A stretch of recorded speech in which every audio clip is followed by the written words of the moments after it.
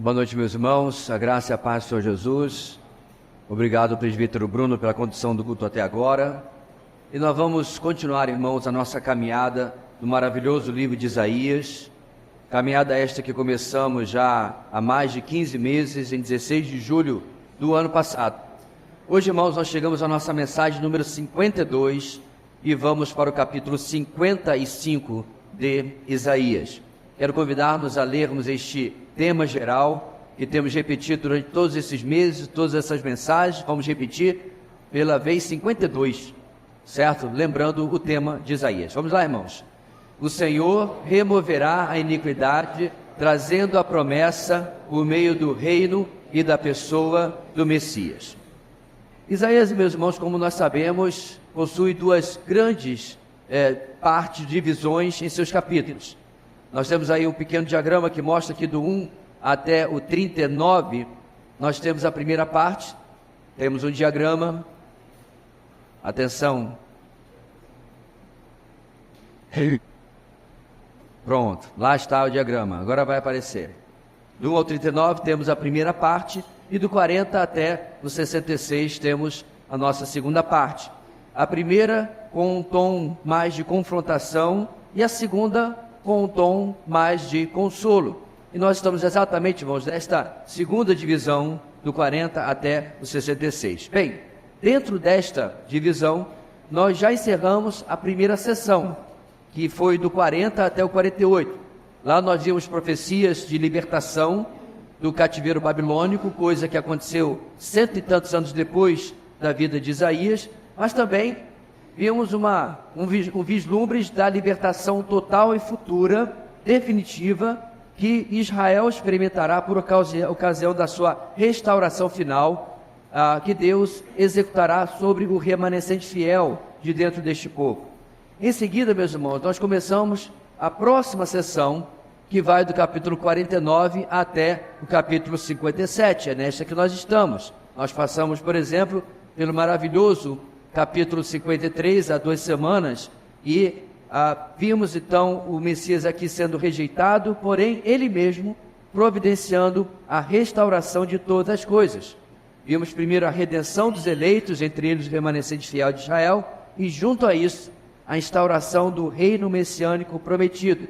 Na semana passada, capítulo 54, vimos uma celebração daquilo que o Messias iria conquistar como servo sofredor, algo que eu e você, hoje nós já sabemos, aconteceu através da vida do nosso bendito Salvador, o Senhor Jesus. Assim, meus irmãos, o nosso texto de hoje é o segundo texto de celebração por causa desta obra que o servo sofredor realizou. Ele traz agora, meus irmãos, um convite, uma oferta.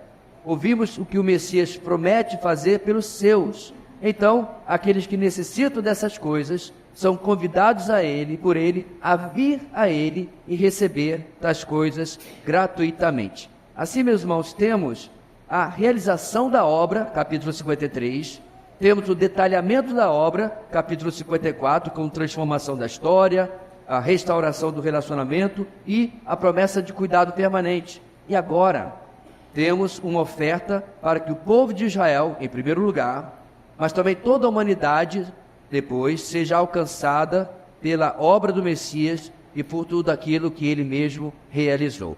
Assim, irmãos, a nossa grande ideia hoje, ela cheira a Novo Testamento, ela cheira a Nova Aliança. Ela diz o seguinte: o Messias prometido oferece salvação pela graça a todos que o buscam em arrependimento. O Messias prometido oferece salvação pela graça a todos os que o buscam em arrependimento. Nosso texto de hoje, irmãos, nos convoca a ouvir e receber as maravilhosas e graciosas promessas de Deus por meio do Messias. Ele desafia todos que se arrependam para receber essas promessas, pois o modo humano de viver está muito longe do modo divino que deseja que nós vivamos. E finalmente, vamos ver mais promessas de resultados maravilhosos, mas unicamente para a vida daqueles que são abençoados por serem salvos por este Deus que aqui está dizendo. Bem, Vamos ler então, irmãos, o capítulo 55, ele é curto, apenas 13 versículos.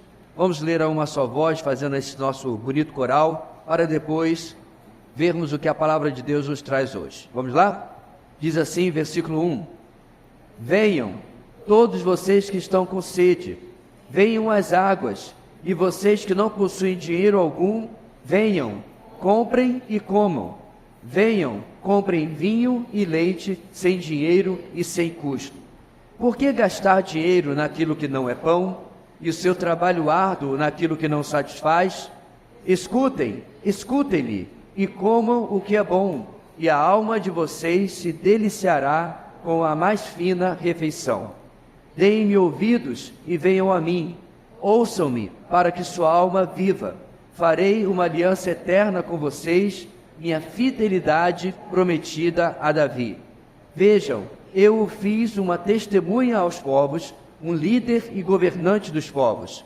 Com certeza você convocará nações que você não conhece, e nações que não o conhecem se apressarão até você por causa do Senhor, o seu Deus, o Santo de Israel, pois ele lhe concedeu esplendor. Busquem o Senhor enquanto é possível achá-lo. Clamem por ele enquanto está perto.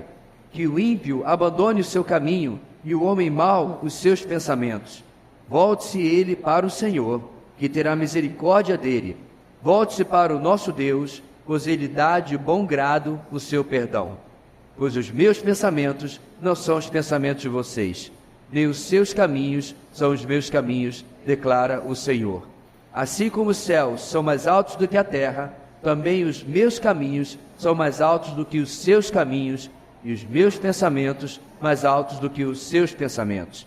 Assim como a chuva e a neve descem dos céus e não voltam para eles sem regarem a terra e fazerem-na brotar e florescer, para ela produzir semente para o semeador e pão para o que come, assim também ocorre com a palavra que sai da minha boca. Ela não voltará para mim vazia, mas fará o que desejo e atingirá o propósito para o qual a enviei. Vocês sairão em júbilo e serão conduzidos em paz. Os montes e colinas irromperão em canto diante de vocês, e todas as árvores do campo baterão palmas. No lugar do espinheiro crescerá o pinheiro, e em vez de roseiras bravas crescerá a murta. Isso resultará em renome para o Senhor, para sinal eterno que não será destruído. O Messias prometido oferece salvação pela graça a todos que o buscam em arrependimento. Meus amados, o cristianismo é a única fé que se difere de todas as demais. Todos os meios pelos quais os seres humanos se apresentam ou se aproximam das suas divindades são totalmente e absolutamente diferentes da fé cristã ou do cristianismo, se você preferir. Nas religiões, eles têm um Deus muitas vezes distante. O nosso Deus viveu entre nós e mora nos seus através do Espírito Santo. Nas outras religiões, sacrifícios têm que ser feitos. Na nossa, ele fez o sacrifício por nós. E eu poderia continuar, exemplo após exemplo, de como a fé cristã diverge de qualquer outra. Infelizmente, há uma caricatura de fé cristã que a cultura popular conhece ou defende.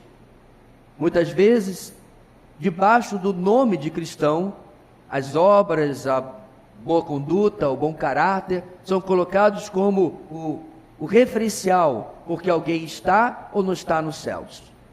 De fato, os meios eletrônicos, digitais, o Hollywood, etc., popularizaram uma fé cristã falsa, onde Deus está procurando pessoas que sejam boas o suficiente para que recebam a bênção, a graça da parte dele. Esse não é o cristianismo bíblico, essa não é a fé cristã. E desde, meus irmãos, de 2.700 anos atrás, Deus fala ao seu povo no Antigo Testamento sobre a sua graça e como ele oferece a sua salvação sem absolutamente nenhum mérito humano. A única condição colocada aqui é exatamente o arrependimento dos pecados que provocaram a necessidade desta salvação. E finalmente, neste texto nós vamos ver as bênçãos prometidas para aqueles que respondem em arrependimento e recebem tal salvação. Vamos começar caminhando, meus irmãos, nosso texto, versículo 1 ao versículo 5. Vamos iniciar hoje o nosso primeiro ponto, nos ensinando o seguinte: o Messias prometido oferece salvação graciosa aos que abandonarem a justiça humana. O Messias prometido oferece salvação graciosa aos que abandonarem a justiça humana. Verifique na sua Bíblia, meus irmãos, que a primeira parte da nossa mensagem de hoje nos traz o conceito que muitos, de forma completamente errada, acham que não está presente no Antigo Testamento. Eu me refiro, meus irmãos, ao conceito de graça. E antes de mais nada, eu quero já lembrar que essa é uma palavra complicada para o brasileiro, porque nós temos essa ideia das coisas que são de graça. Mas se você parar para pensar, não existe absolutamente nada realmente de graça. Custou para alguém. Se você recebe uma cesta básica, alguém pagou por ela. Se você recebe um benefício do governo, os impostos pagaram por ele. Não existe, como diz os americanos, free lunch, almoço grátis. Alguém pagou por ele.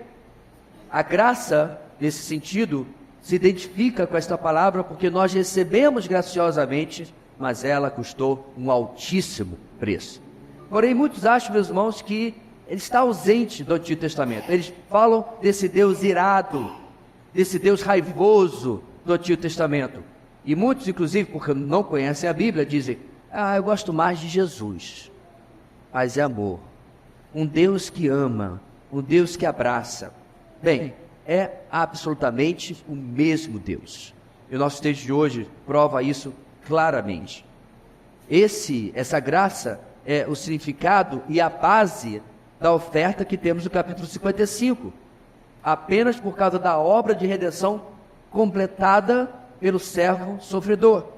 O Senhor apresenta isso, irmão, já no versículo 1, acompanhe na sua Bíblia. Apresenta de uma forma poética um convite com a ordem, com o imperativo: venham. Aliás, esse convite com essa palavra acontece 4 vezes no mesmo versículo. Primeiro, usa para identificar o seu público. Esse público é composto daqueles que estão com sede. Bem, eu estou com um pouquinho de sede e vou beber H2O. Mas não é isso que o texto está falando. A água aqui, meus irmãos, mesmo sendo ela o elemento fundamental para a nossa vida, não é literalmente H2O. Não é água física. Aqui é a alma sedenta por Deus. Aliás, essa é uma imagem bíblica extremamente comum. Por exemplo, nós encontramos no Salmo 42, o Salmo dos Coraitas: como a corça anseia por águas correntes, a minha alma anseia por ti, ó Deus. A minha alma tem sede de Deus, do Deus vivo. Quando poderei entrar para apresentar-me a Deus? Salmo 63 também, Davi escreve o seguinte: ó Deus, tu és o meu Deus, eu te busco intensamente. A minha alma tem sede de ti. Todo o meu ser anseia por ti, numa terra seca, exausta e sem água. A diferença, meus irmãos, desses 2 salmos para o nosso texto é que os salmistas, a família dos Coraitas e Davi, eram pessoas que serviam a Deus. Mas aqui, meus irmãos, essa sede da qual o Senhor está convidando que as pessoas saiam é muito mais grave, é muito mais perigosa. A sede desses é a sede de quem tem tentado tudo por si mesmo, mas continuam desidratados, continuam ressecados de sede. É como se tivesse, por exemplo, bebendo água salgada, água salobra, e a sua sede jamais é saciada. E aí vem o segundo convite: venham as águas. Tal imagem repetida na pessoa do próprio Senhor Jesus, na pessoa do Messias, quando ele encontra com a mulher samaritana, em João capítulo 4, ele diz: respondeu Jesus: quem beber desta água terá sede outra vez, mas quem beber da água que eu lhe der, nunca mais terá sede. Ao contrário, a água que eu lhe der se tornará nele uma fonte de água a jorrar para a vida eterna. Ainda no verso 1, o Senhor traz o terceiro e o quarto: venham.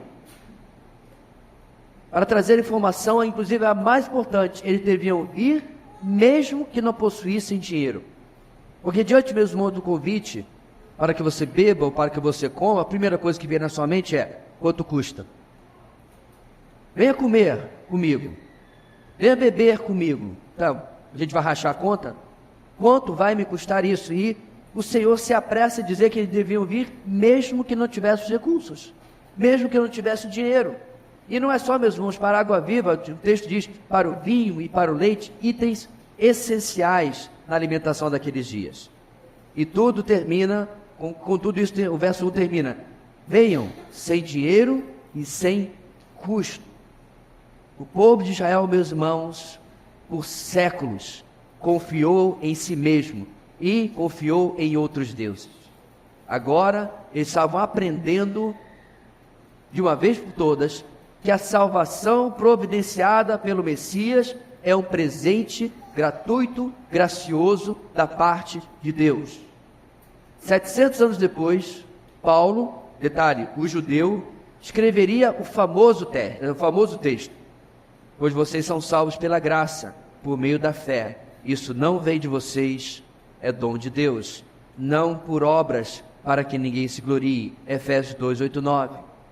Assim, meus irmãos, o primeiro verso marca o tom daquilo que nós temos em todo o resto do capítulo. Venham experimentar a salvação pela graça que só o Messias pôde providenciar para vocês. Isso, meus irmãos, é porque o povo erroneamente confiou em suas obras, ou em sua obediência à lei, ou outros deuses, sempre nos meios errados, esquecendo-se, meus irmãos, que o seu próprio patriarca principal, Abraão, e isso Paulo também vai destacar no Novo Testamento, foi justificado sem a lei, porque obviamente ele viveu antes de Moisés.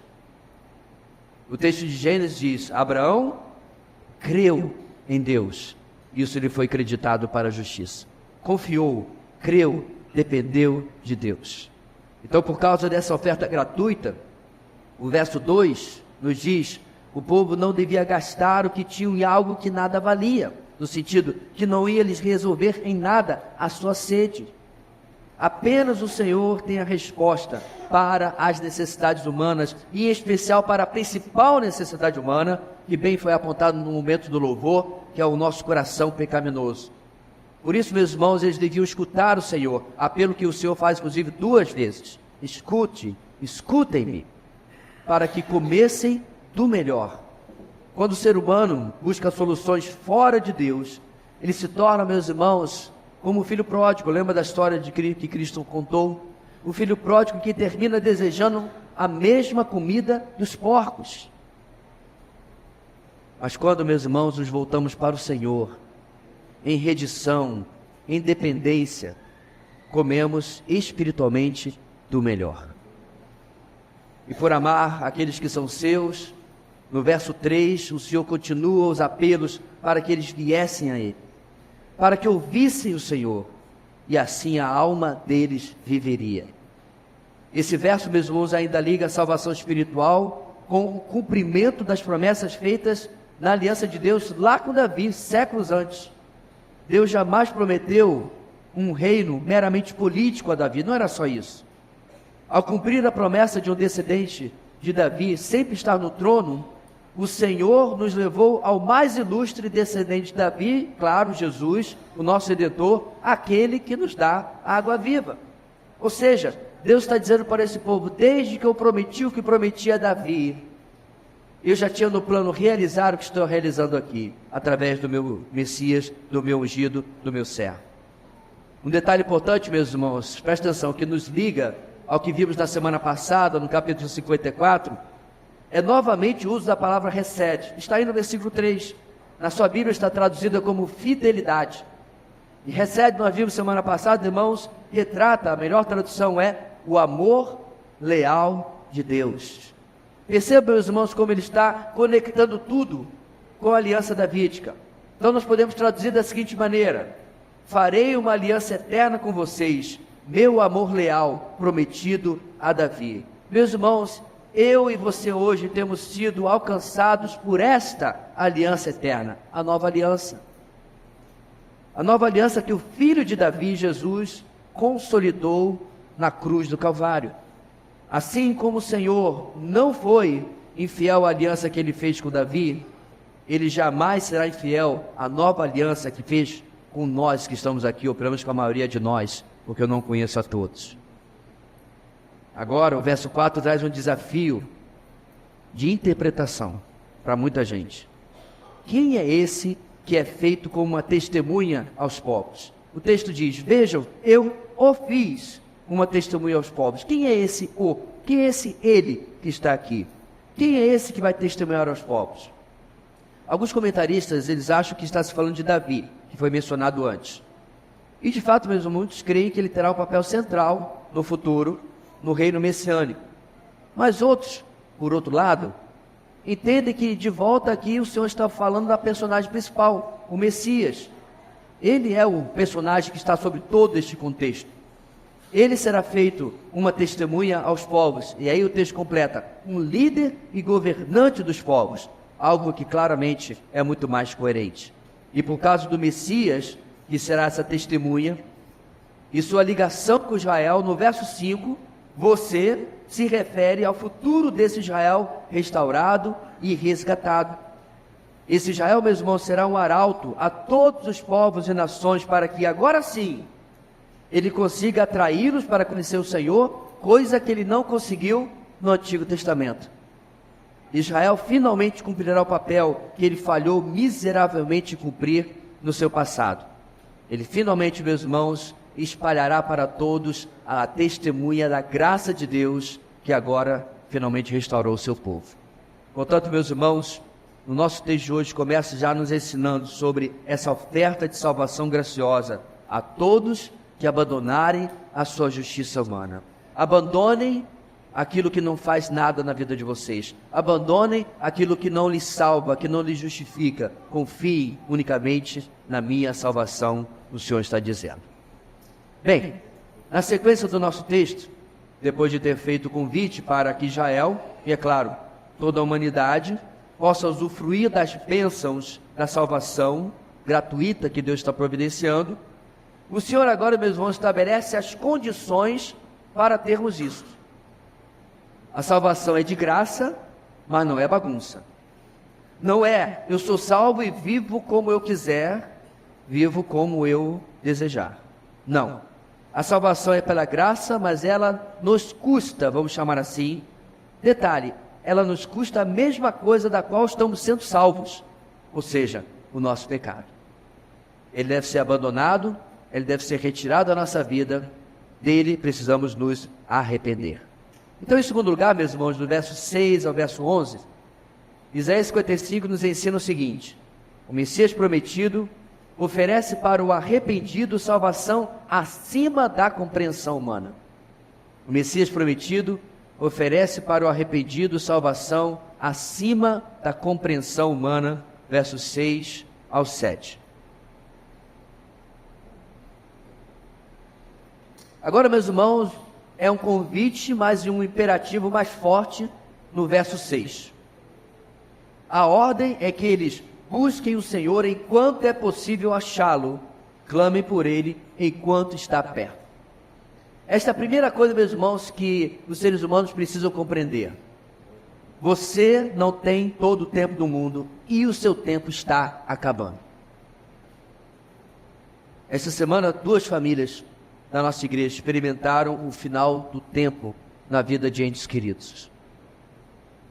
Eu comentava em um dos enterros que todos temos essa ampulheta invisível que marca o nosso tempo de vida. Não sabemos quanto tem. Em um filme de ficção, os seres humanos tinham um tempo de vida, um relógio digital na própria pele. Esse relógio aumentava de tempo pelo seu trabalho.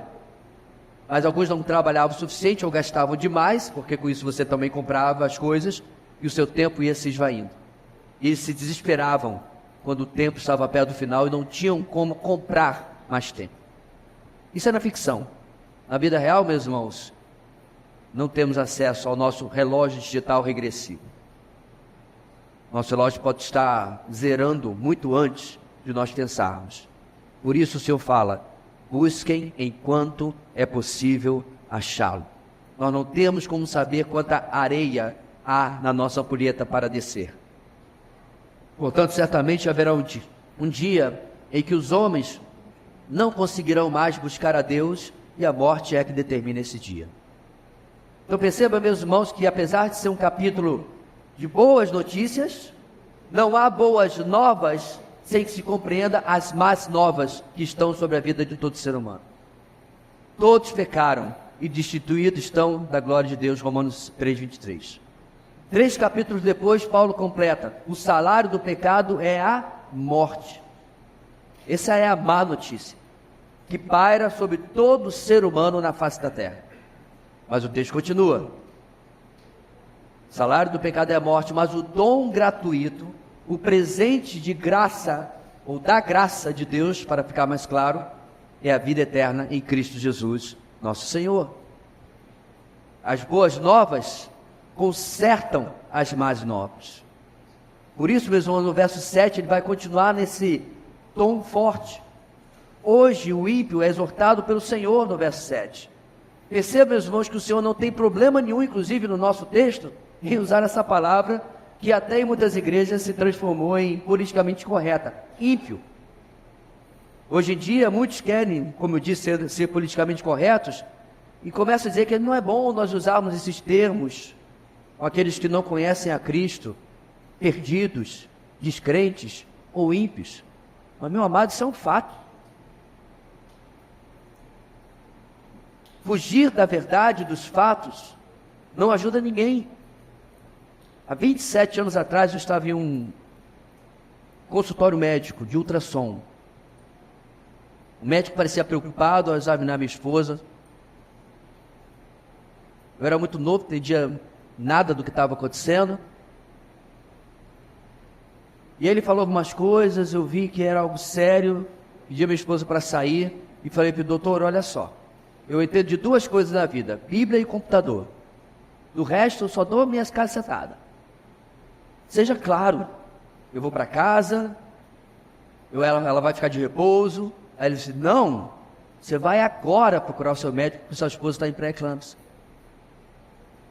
Eu precisava que ele fosse claro, cristalino, chamando o que era do que era realmente, para que eu pudesse ir tomar as providências. Meus amados, quando a igreja se torna politicamente correta demais, e enfeita o mau comportamento e o comportamento pecaminoso deste mundo com alternativas, e compra inclusive o que o mundo tem feito, hoje ninguém é mais pecador, é uma doença. Ele não é ladrão, é cleptomaníaco.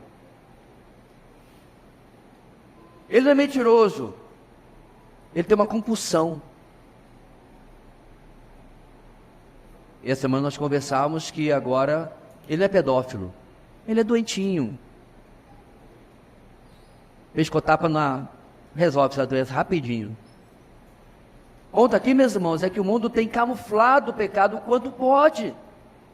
E muitas das igrejas e cristãos estão indo na mesma. O Senhor não tem esse problema.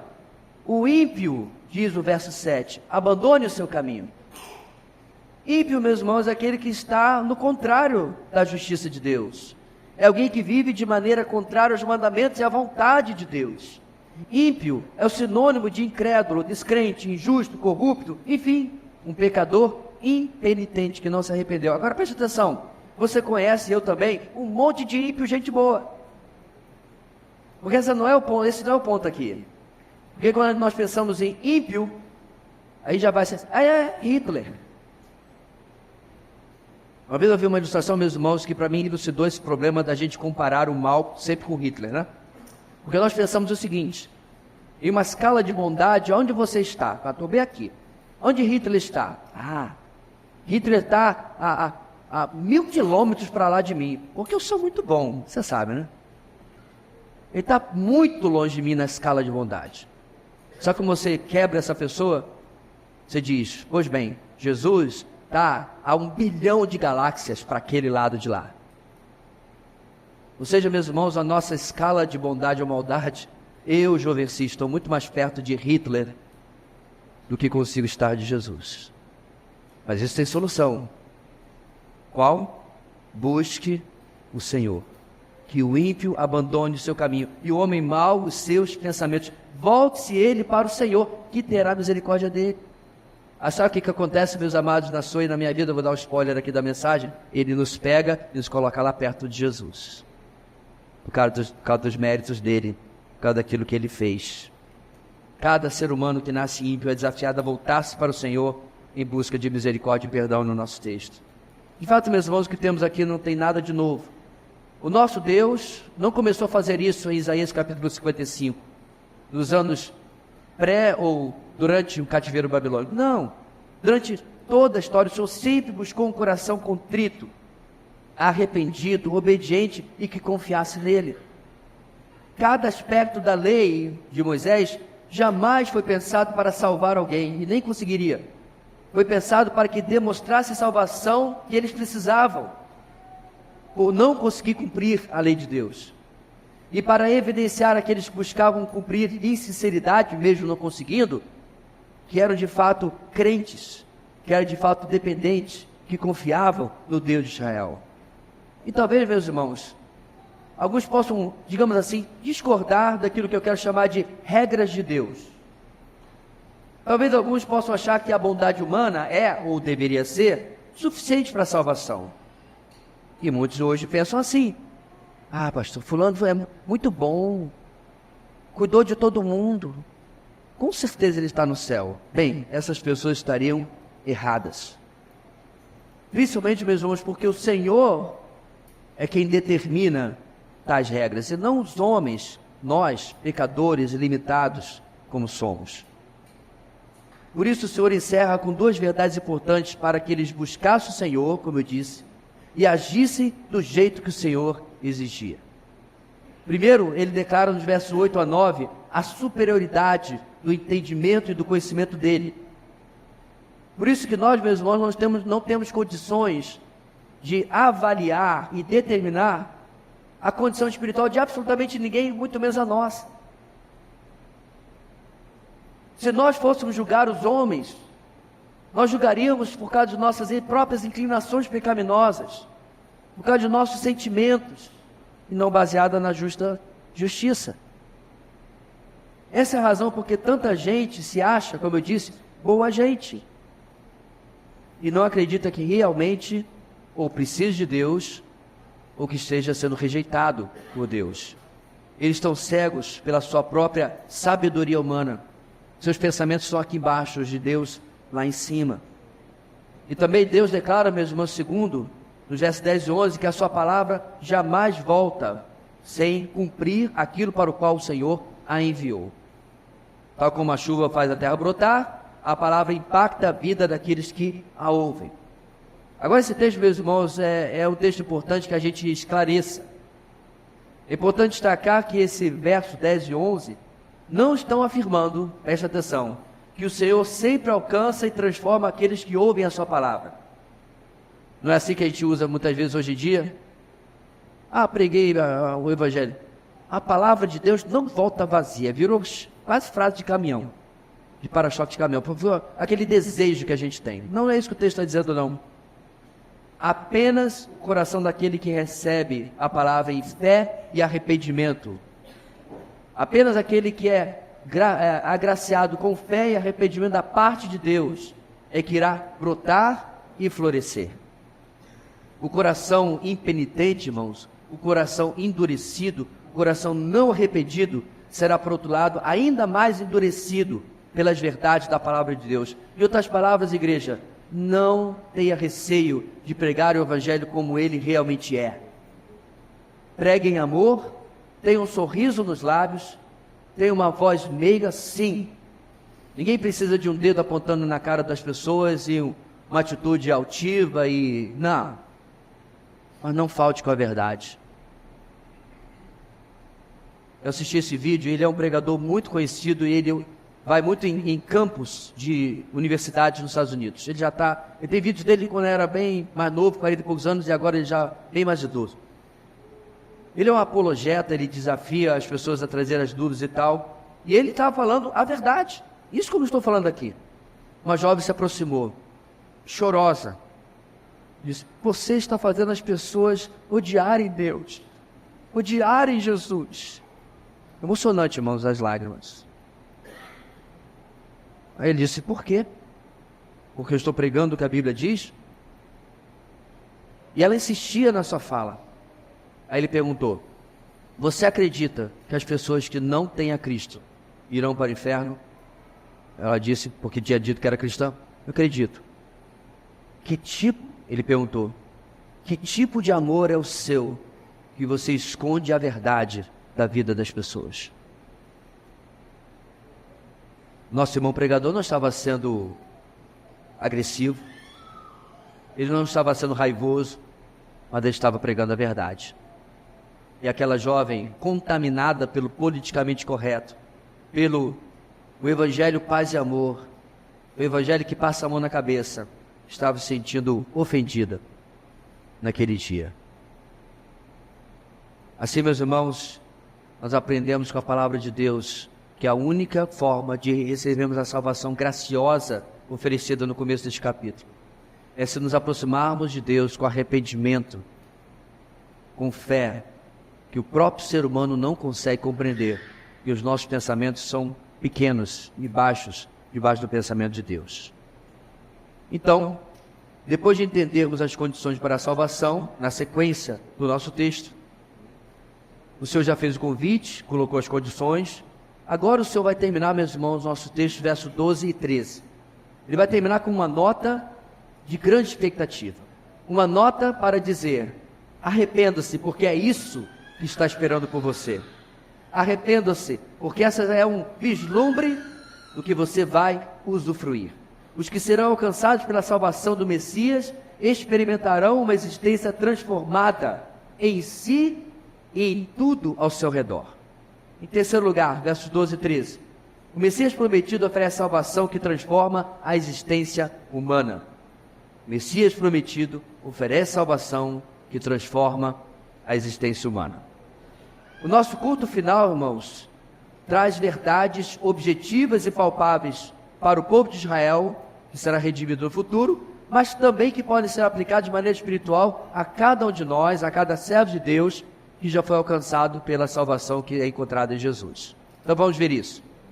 A salvação nesse contexto, irmãos, para o remanescente fiel de Israel, coincide com o futuro, a futura instauração do reino messiânico. Vide a nossa EBD, inclusive hoje de manhã. Depois dos piores dias da humanidade, conhecido na Bíblia como tribulação, o Messias retorna e instaura o seu reino de paz e absoluta justiça, o reino messiânico. E é sobre isso que o texto está falando. E nele, então, meus irmãos, diz o texto, a tristeza de uma história marcada pela disciplina de Deus, por cativeiros, por dominação estrangeira, e obviamente o pecado, essa existência, essa história dos israelitas será trocada, diz o texto, por júbilo e paz. O passado de sofrimento que, inclusive, irmãos, para essa geração inicial do reino messiânico, vai passar por todos aqueles anos de perseguição, dificuldade na tribulação, será final. Esse passado não os afetará mais. Agora é chegado o tempo de celebração e descanso, tempo de usufruir as promessas de Deus. O verso 12 também aponta, irmãos, de forma poética, a própria natureza, como estão, irmãos, cantando e batendo palmas junto com o povo de Deus. A imagem, meus irmãos, aqui é óbvio, porque árvore não bate palma. A imagem simbólica, poética, é de uma terra restaurada. Quer ver só? Quando Israel, meus irmãos, nos seus primeiros dias, conquistou Canaã, como que ela era chamada mesmo, irmãos? Terra que mana leite e mel. Você não precisa ter estado lá para se perguntar, que terra é essa? Porque em a maior parte de onde nós percorremos, areia e pedra para tudo quanto é lado. Deserto da Judéia, deserto de Parã, deserto, já nos dias de Jesus. Significa, meus irmãos, que essa terra que antes dava cachos de uvas tão grandes, que era necessário 2 homens para carregar, não existia mais. O deserto que tomou conta, o deserto com qual ela se tornou ao longo da sua história, irmãos, foi uma das evidências de que o Senhor estava desgostoso com seu povo. Que o Senhor tinha removido a bênção devido ao pecado e à desobediência do seu povo. Porém, agora o nosso texto diz que isso também será restaurado.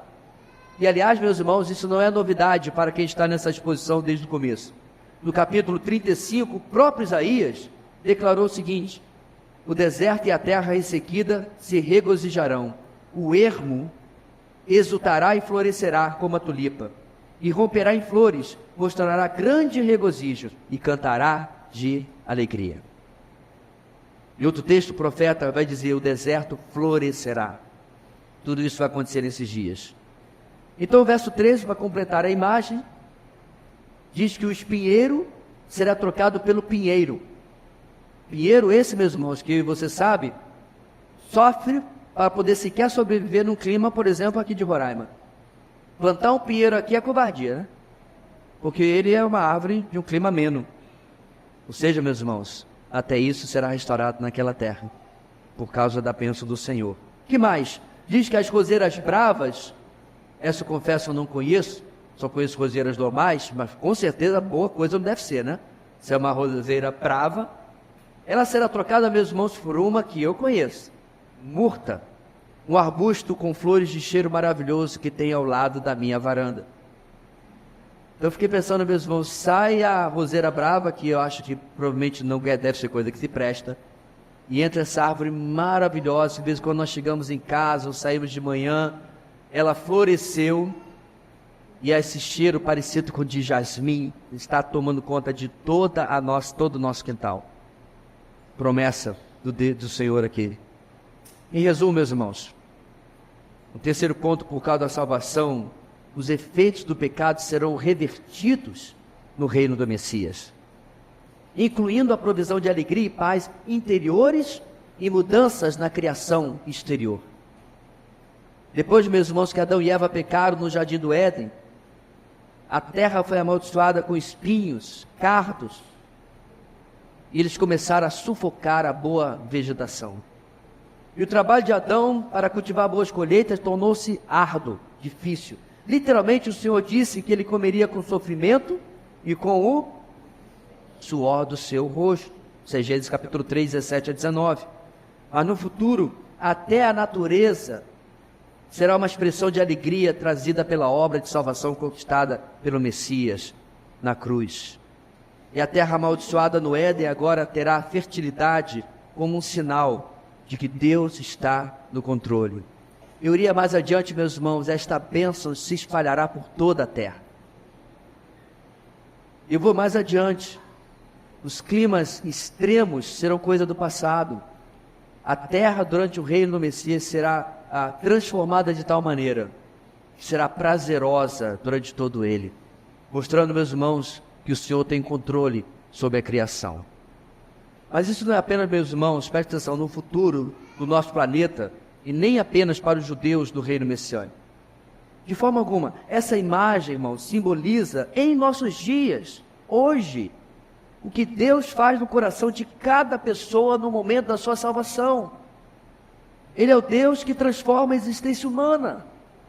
De fato, meus irmãos, Deus tem transformado indivíduos e as circunstâncias em suas vidas. Ele remove a cegueira, traz para a luz. Ele transforma a nossa dor em canto. Ele muda histórias, Ele muda as nossas histórias. Eu contei para os irmãos que, quando estávamos lá em São Paulo, participando de uma conferência missionária no seu último dia, minha esposa participou de um grupo com uma irmã do Irã. Ela compartilhou aqui. E essa irmã falou sobre o que aconteceu, como ela chegou a Cristo por causa da sua irmã, irmã de sangue. E a sua irmã de sangue encontrou-se com Cristo e a sua vida começou a ser transformada. E a família percebeu. Isso começou a impactar a sua família. E agora, meus irmãos, um após outro estão se convertendo e se entregando a Cristo. O Senhor muda a nossa vida e as vidas ao nosso redor, a nossa existência e as existências ao nosso redor. Por quê? O Messias prometido oferece salvação pela graça a todos que o buscam em arrependimento. Como eu disse, eu tenho certeza que a maioria de nós aqui já conhece essa verdade vivencialmente. Já experimentou na sua vida, não é verdade? Mas talvez você esteja conosco aqui hoje, talvez você esteja acompanhando essa mensagem e esta não seja a realidade da sua vida. A minha palavra para todos vocês é que, quando nós falamos desses termos de pecado, de ímpio e perdido, queremos lhe ofender. Nós queremos mostrar a realidade da enfermidade do seu coração como era do nosso também. Não nos tornamos melhores, não nos tornamos mais importantes. Somos apenas pecadores salvos por esta graça oferecida neste texto há 2.700 anos atrás, pelo Senhor Jesus, 700 anos depois, e ainda hoje, no nosso dia a dia. Vamos ver algumas considerações, irmãos. O Messias prometido oferece salvação graciosa aos que abandonarem a justiça humana. John Bunyan escreveu certa vez: não há um só nome escrito no chão do céu que esteja lá por merecimento. Não há um só nome escrito no chão do inferno que não esteja lá sem merecer. John Bunyan, o autor de O Peregrino, nos deixou essa frase. Porque, meus irmãos, a nossa sede jamais será satisfeita por nós mesmos, só por Jesus. Ele é a única esperança de salvação. Só Jesus Cristo salva. A frase da campanha de missões de décadas atrás continua sendo verdade. Cada um de nós nasce com defeito. Cada um de nós acha que somos mais do que nós realmente somos. Quando olhamos para nós e nos comparamos com outros, quando olhamos para nossas obras e achamos que elas alcançam alguma coisa da parte de Deus, quando dizemos que cremos em Deus, mas vivemos do nosso jeito e segundo a nossa vontade.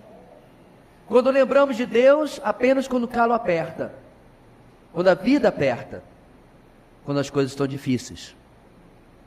Porém, o Deus de toda misericórdia continua nos dizendo: venham todos vocês que estão com sede, venham às águas. Vocês que não possuem dinheiro algum, venham, compram e comam, sem dinheiro, sem custo. Ele enxergou, meus irmãos, nossa pobreza, nossa miséria espirituais, e por isso ele veio nos socorrer. João escreveu no seu primeiro capítulo do Evangelho: todos recebemos da sua plenitude, graça sobre graça.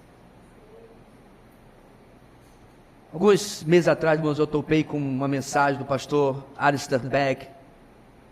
Ele é lá da Escócia, se eu não me engano. E um trecho da sua mensagem, como a gente costuma dizer, viralizou. O nome do trecho é O Homem da Cruz do Meio. Nesse vídeo, meus irmãos, Alistair nos exorta a pregar a cruz a cada dia e todo dia para nós mesmos.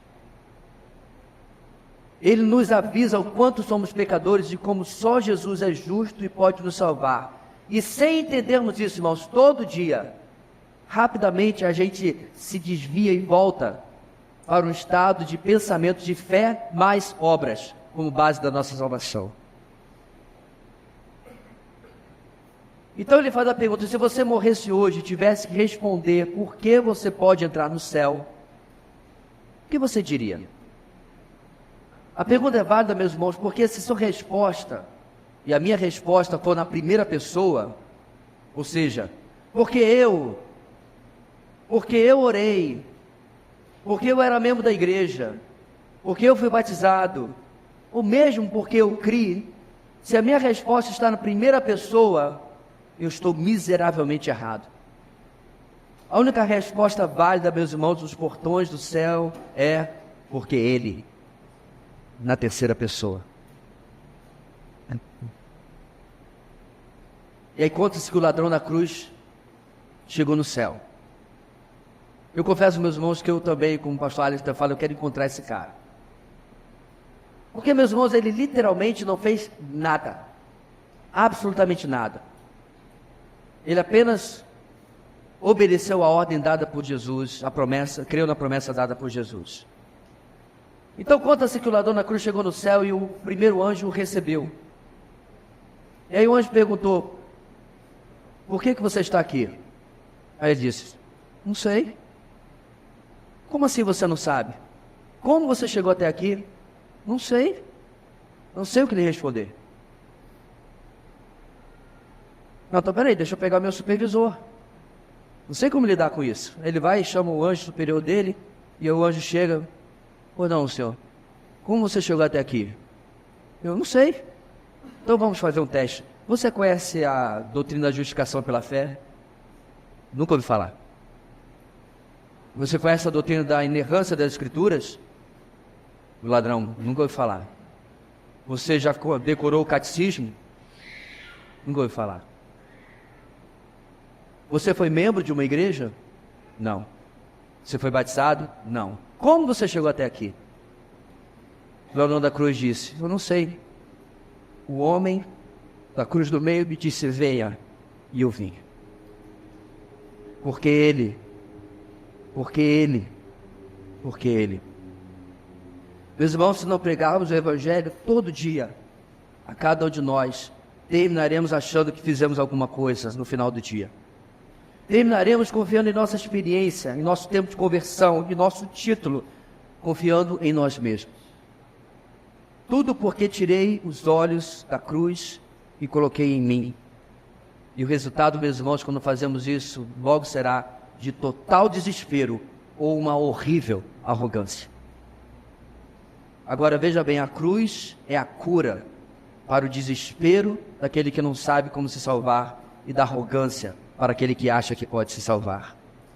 Então, meus irmãos, eu só posso terminar dizendo como o velho hino: porque morreu o puro Salvador, minha alma perdida ele libertou. Pois o justo Deus satisfeito foi assim, e pôde olhar para ele, e por olhar para ele, ele pôde perdoar a mim. É isso, meus irmãos, que é graça. É Jesus e absolutamente mais nada. Mais nada. Nós aprendemos também hoje, meus irmãos, sobre a importância da nossa resposta, do arrependimento. Entendemos, meus irmãos, que não entendemos a nossa vida e o nosso pecado como Deus entende. Arrependimento, irmãos, é a chave da salvação. O arrependimento contínuo no gerúndio é a chave, o segredo da santificação. Davi escreveu no Salmo 51: não te deleitas em sacrifícios, nem te agrades em holocaustos, senão eu os traria. Os sacrifícios que agradam a Deus são um espírito quebrantado. Um coração quebrantado e contrito, ó Deus, não desprezarás. Perceba, meus irmãos, não é uma vida enfiada na igreja cheia de ativismos. Não é ser bonzinho que Deus não desprezará. Não é ser pastor, missionário, membro da videira que Deus não desprezará. É um coração quebrantado e contrito que Deus não despreza.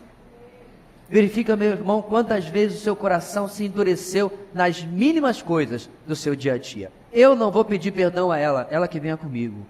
Eu não vou pedir perdão a ele, ele que venha comigo. Eu vou dizer a verdade para ele, que ele sabe o que ele está falando. Como eu disse, nós pensamos mais de nós do que nós realmente somos. Quanto isso, Filho do homem não veio para ser servido, mas para servir e dar a sua vida em resgate de muitos.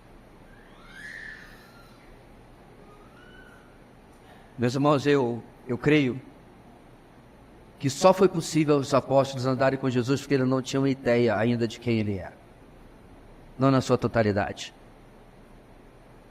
Eles não tinham ideia também de quem eles eram, não na sua totalidade.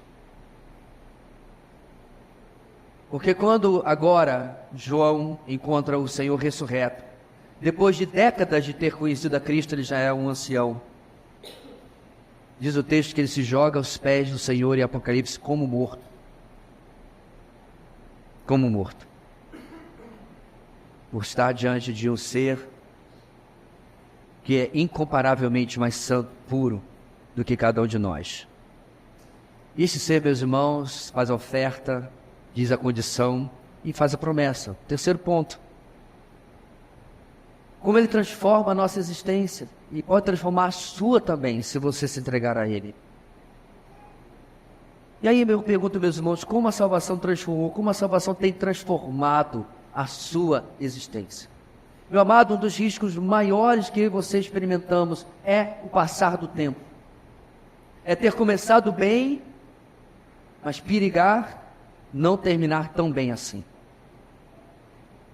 Poucos aqui, é claro, experimentam ou têm o tempo de vida cristã que, por exemplo, eu tenho 44 anos já. Antes da minha adolescência, na verdade. E um dos perigos mais claros, meus irmãos, que nós temos é tratar Deus e as coisas de Deus como banal.